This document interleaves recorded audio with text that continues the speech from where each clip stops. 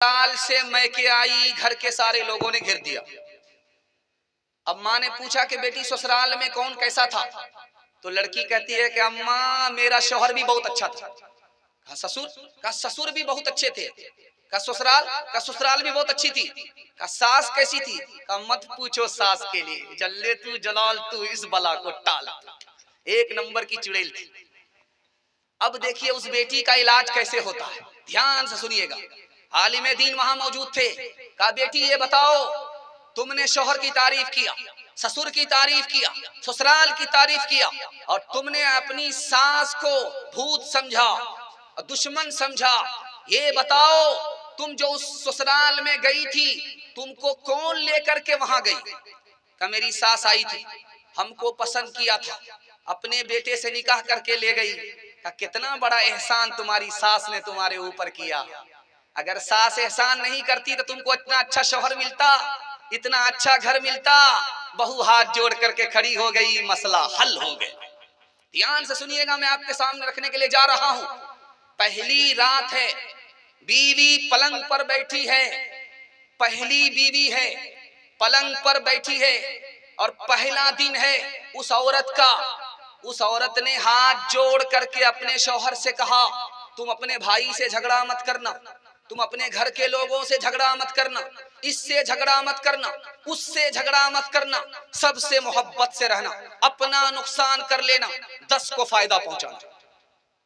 तो कहा कि तुमको मुझसे मतलब है कि ये सारे खानदान से मतलब है? तो बीवी ने कहा कि अगर तुम अपने भाई से झगड़ा करोगे तो तुम्हारी औलाद भी आपस में झगड़ा करेगी। तीसरी बात को याद रखिए, बहुत प्यारी मिसाल आपके सामने लेकर के आ रहा हूं।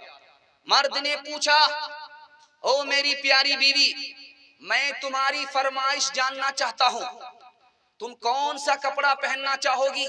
मेरी जेब में पैसा है, मैं तुम्हें पहनाऊंगा। तुम कौन सा खाना खाना चाहोगी? मेरी जेब में पैसा है, मैं तुम्हें खिलाऊंगा। और तुमको कौन से नाम से मैं पुकारूं जो तुमको पसंद हो? तो उस औरत का जवाब सुनिए, अल्लाह सबको ऐसी नेक और दीनदार बीवी अता फरमाए। उसने कहा कि हुजूर, जो आप खिला दो वही मेरे लिए सबसे अच्छा खाना होगा, जो आप अपनी पसंद का कपड़ा पहना दो वही कपड़ा मेरे लिए सबसे अच्छा होगा, जो नाम आप दे दो उससे बेहतर कोई नाम नहीं हो सकता। अरे अल्लाह की बंदी, अपनी भी कोई ख्वाहिश है कि नहीं? कि अगर मेरी अपनी ख्वाहिश होती तो मैं शौहर होती, बीवी नहीं होती। 2 मिसाल आपके सामने रखने के लिए जा रहा हूं, बहुत ध्यान से इसको सुनिएगा। बेटी नाराज होकर के आई है, ससुराल से मैके आई है, रसूलुल्लाह की बेटी है, फातिमा नाम है। अल्लाह के रसूल ने पूछा, मेरी प्यारी बेटी क्यों आई हो, कैसे आई हो? तो कहा अली से नाराज होकर के आई, अली की इजाजत के बगैर आई। अल्लाह के रसूल ने कहा, बेटी मैं तुम्हारा बाप जरूर हूं, मगर अली तुम्हारे शौहर हैं। अली की इजाजत के बगैर अगर मेरे घर में कदम रखोगी, दरवाजा बंद तो मिलेगा, खुल नहीं सकता। बेटी शौहर को नाराज मत करना, शौहर नाराज हो जाए माफी मांग लेना। अगर तुमने शौहर को नाराज किया, माफी नहीं मांगी, तुम्हारा इंतकाल हो गया, बेटी मैं जिंदा रहा, मैं तुम्हारी नमाजे जनाजा पढ़ूंगा भी नहीं, पढ़ाऊंगा भी नहीं। बेटी और माँ दोनों एक मजलिस में, बेटी की वही उम्र है, माँ की वही उम्र है, बराबर है। आप कहेंगे माँ बेटी दोनों की उम्र बराबर कैसे हो सकती है? सौतेली माँ है, सौतेली बेटी है, सौतेली माँ है, सौतेली बेटी है, लेकिन सौतेला सलूक नहीं है, सहेली जैसा सलूक है। बेटी दिल की बात माँ से कह देती है, माँ दिल की बात बेटी से कह देती है। बेटी का नाम फातिमा है, माँ का नाम आयशा है, दोनों एक मजलिस में, बेटी मुस्कुरा रही है। तो माँ ने कहा, बेटी बेमौका क्यों मुस्कुरा रही हो, क्यों हंस रही हो? का ख्याल आया। का क्या ख्याल आया? कि मैं रसूलुल्लाह की बेटी हूँ और आप तो अबू बकर की बेटी हो। इस ख्याल से मुस्कुरा रही हूँ। समझ में आ गया कि बेटी सर उठा रही है, फखर कर रही है, अदब भी देना है, हौसला भी देना। का बेटी तुमने सच कहा, उसी नबी के सदके में हमें इस्लाम मिला, उसी नबी के सदके में हमें कुरान मिला, लेकिन बेटी मुझे भी हंसी आ रही है। अब बेटी के कान खड़े हुए कि माँ को किस बात पर हंसी आ रही है? का बेटी एक वक्त आएगा तेरा इंतकाल होगा, तू भी कब्र में पहुंचेगी। एक वक्त आएगा मेरा इंतकाल होगा, मैं भी कब्र में पहुंचूंगी। बेटी एक वक्त आएगा तुम्हारे हक में फैसला होगा, कब्र से निकल करके तू जन्नत में जाएगी, मेरे हक में फैसला होगा, मैं कब्र से निकल करके जन्नत में जाऊंगी। लेकिन बेटी मुझे हंसी इस बात पर आ रही है कि जब तू जन्नत में जाएगी तेरे हाथ में अली का हाथ होगा, बेटी जब मैं जन्नत में जाऊंगी तो मेरे हाथ में रसूलुल्लाह का हाथ होगा। अल्लाह अल्लाह कितना ऊंचा आयशा का है मकाम, अल्लाह अल्लाह कितना ऊंचा आयशा का है मकाम, अल्लाह अल्लाह कितना ऊंचा आयशा का है मकाम, अल्लाह अल्लाह कितना ऊंचा आयशा का है मकाम, अल्लाह अल्लाह कितना ऊंचा आयशा का है मकाम, अल्लाह अल्लाह कितना ऊंचा आयशा का है मकाम, हश्र तक उन्हीं के घर में है मोहम्मद का क़याम, हश्र तक उन्हीं के घर में है मोहम्मद का क़याम। औरतों के हवाले से पैगाम निकल गया। दो पैगाम मुसलमान और जवान के हवाले से दे रहा हूँ। जवान लोग सुनने के लिए तैयार हैं, दोनों हाथ उठा दीजिए इंशाअल्लाह। भूल से बूढ़े लोग हाथ मत उठाइएगा, आप लोग जवान होने वाले नहीं। 20 मरतबा भी दुआ होगी तब भी आप लोग जवान नहीं होंगे। हाँ, सीधे जन्नत में जाकर के जवान होंगे। ध्यान से सुनिएगा, जवानों के हवाले से पैगाम दे रहा हूं। हजरत उमर ने 10 साल में कितनी जमीन को फतह किया है? 22,51,000 मुरब्बा मील। 22,51,000 मुरब्बा मील जमीन को फतह करने वाले का नाम क्या है? हजरत उमर। उत्तर की तरफ कितनी जमीन फतह किया? 36,000 मुरब्बा मील। दक्षिण की तरफ कितनी जमीन फतह किया? 83,000 मुरब्बा मील। पूरब की तरफ कितनी जमीन फतह किया? 87,000 मुरब्बा मील। पश्चिम की तरफ कौन सी जमीन को फतह किया? ईरान अलग फतह किया, मिस्र अलग फतह किया, इराक अलग फतह किया, शाम अलग फतह कर लिया। रुस्तम ने पूछा है अपने दरबारी से, बताओ हजरत उमर ने इतनी जमीन को कैसे फतह कर लिया? तो कहा हुजूर 2 वजह से किया है कि हजरत उमर की फौज में जो जवान हैं वो जिना नहीं करते, हजरत उमर की फौज में जो जवान हैं वो दारू नहीं पीते, रात में तहज्जुद पढ़ते हैं, दिन में घोड़े पर सवार होते हैं, जमीन पर चलते हैं और टाक की आवाज अल्लाह सुनता है, वहां से उसकी मदद होती है, कोई ताकत उनसे टकरा नहीं सकती। दूसरी मिसाल आपके सामने रखने के लिए जा रहा हूं। अल्लाह के रसूल ने जवानों से कहा, तुम सोचते हो कि तुम्हारे पास दौलत ज्यादा होगी, तुम दूसरी कौम से गालिब आ जाओगे, गलत है। दूसरी कौम के पास तुमसे ज्यादा, कल भी ज्यादा दौलत थी, कयामत तक तुमसे ज्यादा रहेगी।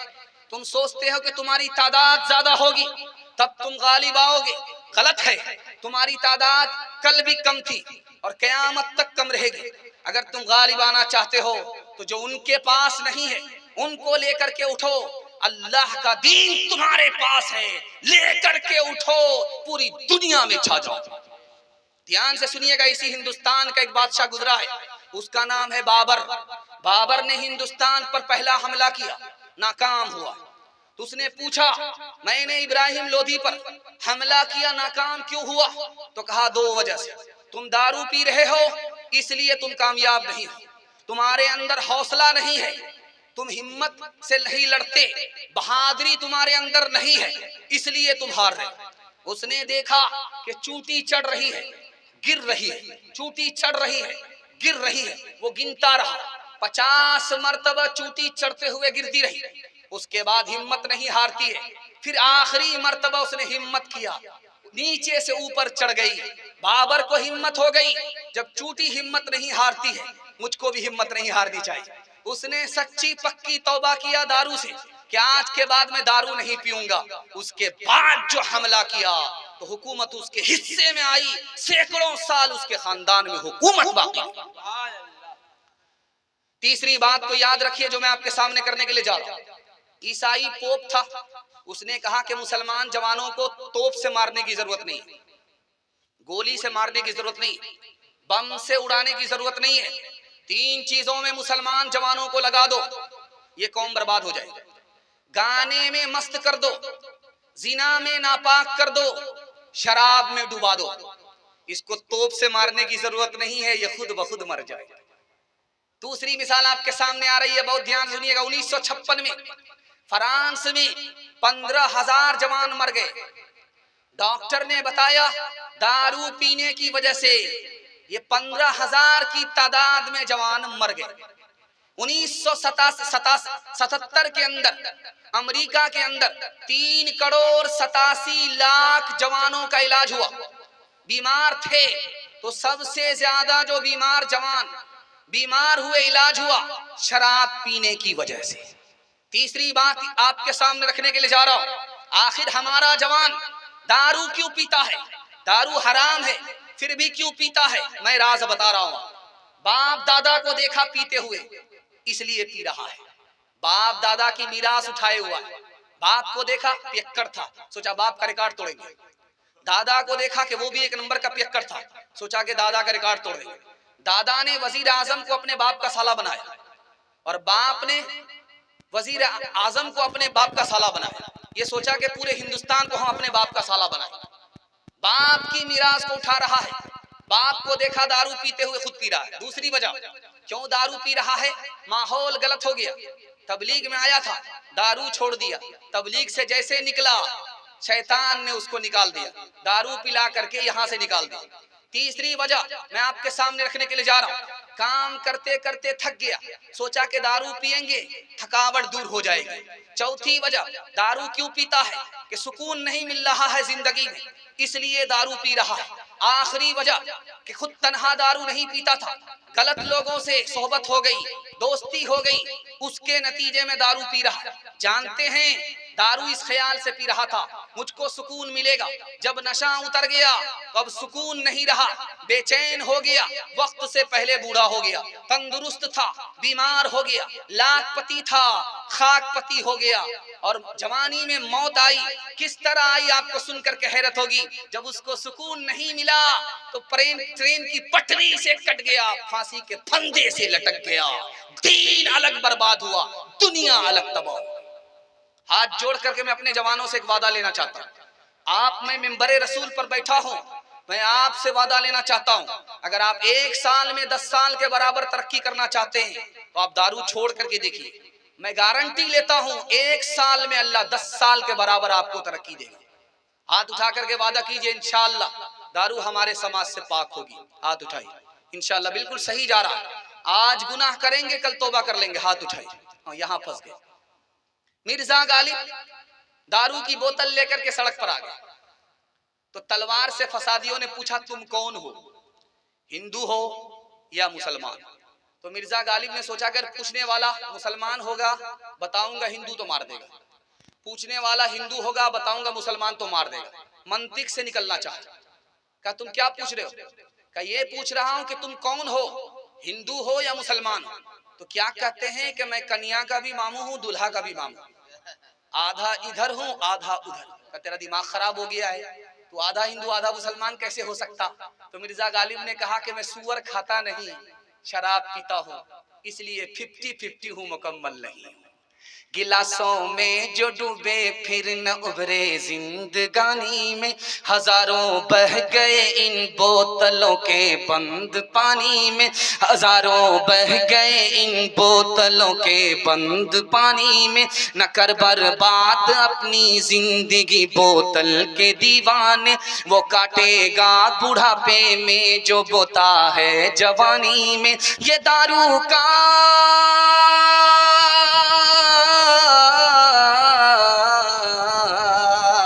ये दारू का पियाला मौत का कड़वा पियाला है। मिला है जहर शरबत में, मिला है जहर शरबत में, छुपी है आग पानी में। मिला है जहर शरबत में, छुपी है आग पानी में। बस आखिरी पैगाम मुसलमानों के नाम आ रहा है। उसके बाद हिंदू मुसलमानों के हवाले से आखिरी पैगाम। 10 से 15 मिनट में आपका जलसा मुकम्मल होने जा रहा है। आप लोग थक गए हैं तो दोनों हाथ उठा दीजिए। खैर माशाल्लाह, तैयार हैं, बेदार हैं, डिस ब्रेक लेकर के आप सुन रहे हैं। अल्लाह आपके सुनने को, हमारे सुनाने को बेहद कबूल फरमाए। ध्यान से सुनिएगा, इमामों का एहसान कितना बड़ा है, मस्जिद के इमाम का कितना बड़ा एहसान है, ये दिखाने के लिए जा रहा हूं कि इमाम के वास्ते से मुक्तदी की जमीन पर नमाज आसमान पर उठा ली जाती है। इमाम का इतना बड़ा एहसान है। लेकिन डॉक्टर की फीस नगद है, इमाम की तनख्वाह उधार है। ये इमाम का हाल कर रखा है, कबाड़ा कर रखा है। ध्यान से सुनिएगा, हमारे नबी का कितना बड़ा एहसान कि सितम उठा लिया, दुआ दी, बद्दुआ नहीं फरमाई, वरना हम बर्बाद हो जाते। हमारे बाप दादा भी बर्बाद हो जाते, हम भी बर्बाद हो जाते। बर्बादी से हमारे नबी ने हमें बचाया। लेकिन उस नबी के साथ हमारी नाकदरी का हाल सुनाने के लिए जा रहा हूं। तुर्की की एक मस्जिद में दाढ़ी रखी भी रहती है, पगड़ी रखी भी रहती है, और ये जुब्बा रखा हुआ रहता है, कोट पतलून में इमाम, बिल्कुल चेहरा फुटबॉल का मैदान। वो आता है नमाज पढ़ाने के लिए, वो जो दाढ़ी रखी भी रहती है उसको लगाता है, जुब्बा पहनता है, पगड़ी डालता है। नबी की सुन्नत का जनाजा मुसलमान अगर उठाए तो अल्लाह इस दुनिया में उसको हौसला नहीं दे सकता। तीसरी बात आपके सामने रखने के लिए जा रहा हूं, अल्लाह का कितना बड़ा एहसान कि उसने हमें पैदा किया और हर सांस पर वो अपनी नेमत हमें नवाज रहा है। लेकिन उस खुदा के साथ हमारा सुलूक जानते हैं क्या है? मुसलमान का बच्चा तरबूज खा रहा है, रमजान के महीने में पूछने वाले ने पूछा, अरे तुम तरबूज क्यों खा रहे हो? रोजा का महीना रमजान है। वो बच्चा कहता, मैं स्कूल में पढ़ता हूँ, मुझे मास्टर साहब ने जनवरी फरवरी तो बताया है, मैं रमजान शाबान जानता नहीं। दादा के साथ पोता आया, दादा अंदर गए, पोता मस्जिद के बाहर खड़ा रह गया। इमाम साहब ने उस बच्चे से पूछा कि तू बालिग है, 12 साल से ज्यादा की तुम्हारी उम्र है, तुम्हारे दादा ने मस्जिद में नमाज पढ़ी, तुम मस्जिद के दरवाजे पर खड़े क्यों रहे? उस बच्चे का जवाब सुनिए कि मेरे दादा ने मेरी मकतब में तालीम नहीं दिलाई, मदरसे की तालीम हमारी नहीं है, हमने स्कूल में पढ़ा, मुझे तो खुदा के बारे ही में शक है, मैं खुदा के लिए क्या नमाज पढ़ूंगा। चौथा नमूना आपकी खिदमत में लेकर के आ रहा हूं, बहुत ध्यान से सुनिएगा। जानते हैं 1861 में कितना कुरान जला है इस हिंदुस्तान में? अंग्रेज ने कितना जलाया है?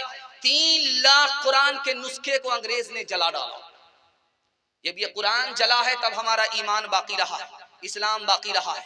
कुरान का इतना बड़ा एहसान, लेकिन कुरान के साथ हमारा सुलूक। मुसलमान मास्टर बच्चे के बाप को बुला करके कहता है, तुम्हारा बच्चा 2 साल से स्कूल में नहीं आ रहा है, बात क्या है? कहा कि अभी वो मकतब में कुरान पढ़ रहा है, 15 पारे हुए, 2 साल में 15 पारे किए और 15 पारे बाकी हैं, 2 साल में मुकम्मल कर लेगा, उसके बाद स्कूल आएगा। वो मुसलमान मास्टर मुसलमान होकर के क्या कहता है? कुरान के चक्कर में तुम्हारे बच्चे के 2 साल बर्बाद हुए, 15 पारे के चक्कर में रहोगे तो 4 साल बर्बाद हो जाएंगे। 5वां नमूना आपकी खिदमत में आ रहा, मदरसा जिसका ये जलसा हो रहा, इस मदरसे का 4 एहसान हमारे ऊपर है। पूरी दुनिया में कोई ऐसा इदारा नहीं है जो किसी के बच्चे को फ्री में तालीम देता हो। मैं आपके सामने तकरीर कर रहा हूं, अगर आप पूछेंगे कि तुम्हारा कितना पैसा खर्च हुआ मदरसा में पढ़ते हुए, तो मैं कहूंगा 1 पैसा खर्च नहीं हुआ। कौम ने चंदा दिया, मदरसे ने एहसान किया और मुफ्त तालीम लेकर के मैं आपके सामने तकरीर कर रहा हूं। मदरसे का एहसान, मदरसे का एहसान। अगर मदरसा नहीं होता तो निकाह हलाल ही नहीं होता, बच्चा अपने बाप का होता ही नहीं। अगर ये मदरसा नहीं होता तो इस्लाम बाकी नहीं रहता, हम मुसलमान नहीं रहते। अगर ये मदरसा नहीं होता तो हम इंसान नहीं होते, बल्कि जानवर से भी बदतर होते। मदरसे का इतना बड़ा एहसान, लेकिन मदरसे के साथ हमारा क्या सलूक है जानते हैं? मुसलमानों के सिर्फ 400 में 4 बच्चे मदरसे में पढ़ने के लिए आते हैं। 100 में 4 बच्चे सिर्फ मदरसे में पढ़ने के लिए आ रहे हैं। मदरसे का 4 एहसान, और कौम के सिर्फ 4 बच्चे मदरसे में पढ़ रहे हैं, उस कौम का क्या हाल होगा? अगर हम बर्बाद हैं तो अपने अमाल की वजह से बर्बाद हैं। 5वां नमूना आपकी खिदमत में लेकर के आ रहा हूं, ध्यान से सुनिएगा। आलिमों ने इस मुल्क की आजादी के लिए कितनी गर्दन कटाई। 1857 में 52,000 आलिमों को फांसी के फंदे पर चढ़ा दिया गया। उस आलिम के साथ हमारा क्या सलूक है जानते हैं? जब आलिम मदरसे में होता है तो हम कहते हैं अरे क्या दीन का काम कर रहा है, तनख्वाह लेकर के काम कर रहा है, कौन सा दीन का काम इससे हो रहा है, बगैर तनख्वाह के तो काम नहीं कर रहा है। मदरसे में रहे तो तनख्वाह का ताना देते, अगर खानकाह में रहे तो कहते हैं कि इसको तो दुनिया से कोई मतलब ही नहीं है, और अगर वो इमाम बन जाए तो सबकी हुकूमत उस पर होती है, रिक्शा चलाने वाला भी उस पर हुकूमत करता है। गुलाम से बदतर बना रखा है इमाम को। और वही इमाम अगर मालदार हो जाए, सियासत में लीडर बन जाए, तो रात दिन चाय की दुकान में उसकी गिबत करते रहते, उस पर उंगली उठा रहते, ताना मारते रहते। सबसे ज्यादा अगर सितम इस दौर में किया जा रहा है तो आलिम के ऊपर किया जा रहा है। मैं आलिम का एहसान दिखाने के लिए जा रहा हूँ, इंशाअल्लाह आलिम की ताजीम करेंगे, अपने बच्चे को मदरसे में भेज करके तालीम दिलाएंगे, मदरसे को ताउन करेंगे। हाथ उठाइए इंशाअल्लाह। कौम का बच्चा मुर्दे पर कुरान पढ़ेगा, अपना बच्चा स्कूल में पढ़ेगा, हाथ उठाइए इंशाअल्लाह। खैर, एक दो आदमी सटपटा करके हाथ उठा दिए, लेकिन बाकी लोग डिस्क ब्रेक मार करके तैयार हो गए। बस आखिरी बात बताने के लिए जा रहा हूं, इसको बहुत ध्यान से सुनिएगा, जो मैं आपके सामने रखने के लिए जा रहा हूं, बहुत ध्यान से सुनिएगा। हिंदुस्तान से जो हवा जाती है मदीना, वो ठंडी होती है। इधर से जो हवा जा रही है, इधर से जो हवा जा रही है, पूरब से पश्चिम जो जा रही है, ये हवा ठंडी होती है। और जो मदीना से हवा हिंदुस्तान आती है वो गर्म होती है, वो पश्चिम से पूरब आती है। जो पूरब से पश्चिम जाती है वो हवा ठंडी, और जो पश्चिम से पूरब आती है वो हवा गर्म होती है। यहाँ के पंडित जी थे, उनका नाम था पंडित दयानंद जी। उन्होंने हजरत नानोतवी से पूछा बतौर मजाक के कि जो हवा मदीने से आती है वो गर्म होती है, जो हिंदुस्तान से जाती है मदीना वो ठंडी होती है, इसकी क्या वजह है? दुआ कीजिए उस आलिम की कब्र को अल्लाह नूर से भर दे। उन्होंने कितना प्यारा जवाब दिया, सुना रहा हूं। अल्लाह आपके इल्म में इजाफा फरमाए, मेरे मुताला को ताजा फरमाए। उन्होंने कहा कि जो